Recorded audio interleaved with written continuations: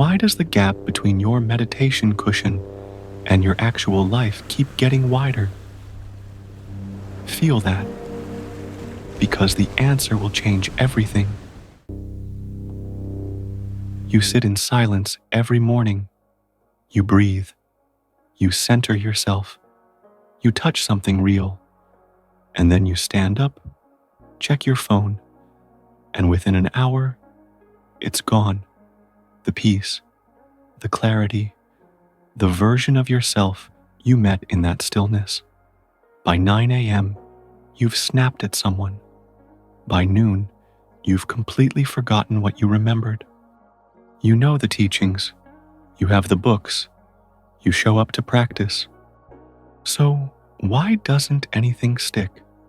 Why does your spiritual life feel so separate from your actual life? What if the problem isn't that you're not practicing enough? What if the problem is that you've been treating spirituality like something you do for an hour and then put away for the other 23? In 1946, a physician turned monk named Swami Sivananda sat in a small ashram in the foothills of the Himalayas and wrote something most spiritual teachers would never dare to write. Not scripture, not philosophy, a letter, simple, direct, 7 practices, he said, not 7 more things to add to your to-do list, 7 ways to stop fragmenting yourself, 7 ways to bring the sacred into every single ordinary moment. It is not absolutely necessary that you renounce the world and run to some cave in the Himalayas to regain your lost divinity. These words, written nearly 80 years ago, cut through every excuse we've been making. You don't need to quit your job. You don't need to move to an ashram. You don't need more time. You need to stop treating spirituality like a hobby you practice for an hour in the morning and then abandon for the rest of the day.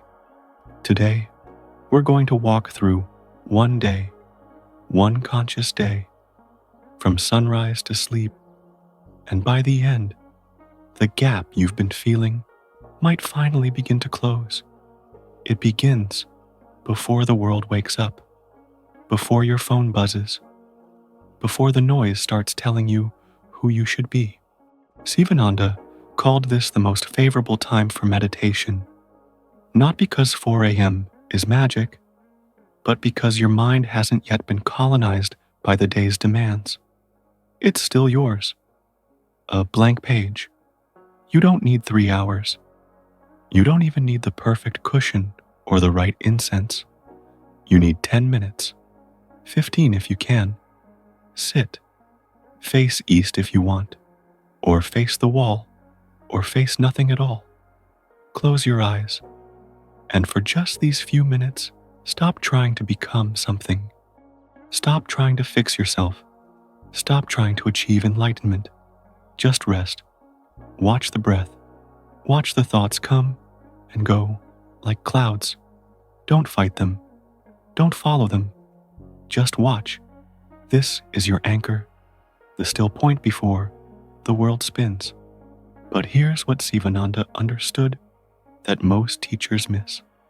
That morning silence, it's not the goal. It's the tuning fork. The rest of the day is where the real practice lives. Every 2 hours, he said, close your eyes for 1 or 2 minutes. That's it.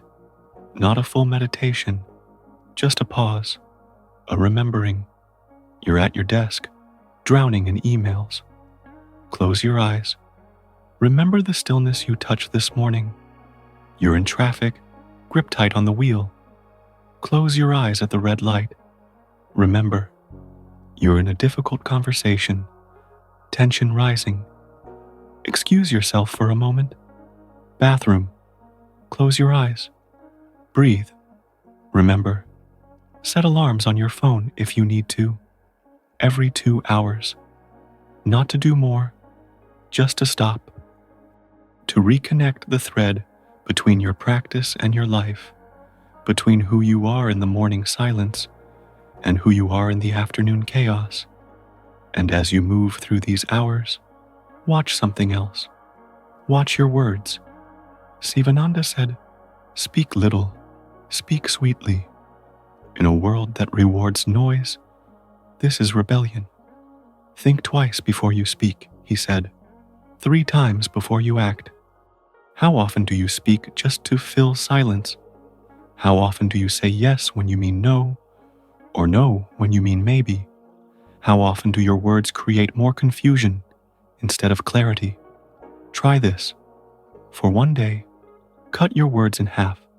Notice the impulse to explain, to defend, to convince. Let it pass. Speak only what's necessary. Speak only what's true. Speak only what's kind. And in the space where all those extra words used to be, you might find something you've been missing. Presence. Forgive, Sivananda said. Forgive quickly. Forgive completely. See the good in others, even when they can't see it in themselves. This isn't about being naive. This is about refusing to carry poison. Every grudge you hold is a weight you carry. Every judgment you make is a wall you build between yourself and the world. Let it go. Not because they deserve forgiveness, because you deserve freedom. And here's the practice. Most modern seekers avoid. Give. Give freely. Give more than expected. Sivananda said 10% of your income.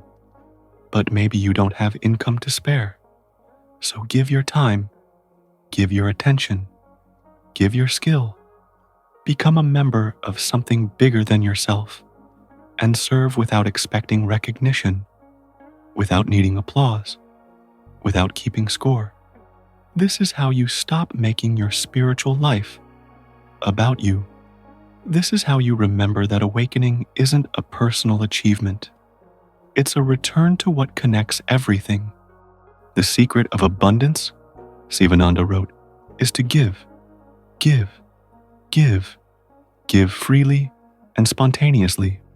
What would happen if you treated generosity not as something you do when you have extra, but as something you do to remember you're not separate? And while you're moving through this day, don't neglect the body. Sivananda was a physician. He knew the body isn't a distraction from spiritual life. It's the temple where spiritual life happens. Walk, move, breathe deeply, eat simply, eat moderately. Stop treating food like entertainment or comfort or reward. Eat to live. Eat to have energy for the path. That's it. Notice how much you consume without thinking. Notice how often you reach for more when you've already had enough. Extremes are dangerous, he said. Moderation in everything. Not because pleasure is wrong, but because addiction to pleasure makes you forget what's deeper than pleasure. Then evening comes. The day is ending. Most people collapse into distraction. Screen, scroll, numb. But Sivananda invites you to do something radically different. Before sleep, sit with yourself. Review the day. Not to judge, not to punish, to see clearly. Where did you lose presence today? Where did you speak harshly? Where did you act from fear instead of love? Write it down. Keep a spiritual diary, he said. Track your failures. Track your corrections. Track your progress. This isn't about shame. This is about honesty. You can't change what you won't acknowledge. And you can't grow if you keep pretending you're already enlightened. Admit your faults openly, Sivananda said, but don't dwell on past mistakes. See them. Learn from them. Let them go. Then set your intention for tomorrow. One small thing you'll do differently. One small way you'll remember, day after day after day. Not perfectly, not without falling, but with commitment, with the understanding that this path isn't about reaching some distant shore. It's about recognizing that the sacred you're searching for is already woven into this ordinary life. You just keep forgetting. So what does a spiritual life actually look like? It looks like waking up before the noise. It looks like pausing every 2 hours to remember. It looks like speaking less and meaning more. It looks like giving when you don't have to. It looks like moving your body with gratitude. It looks like telling yourself the truth before sleep. It looks like showing up again tomorrow, even when today was messy. It looks like this, your actual life, not some fantasy version where you have more time or fewer responsibilities or a quieter mind. This life, these hours, these choices. Sivananda gave you 7 simple disciplines, not because you're incomplete, but because you're human, and humans forget. We forget that we don't need to escape the world to find God. We just need to stop sleepwalking through it.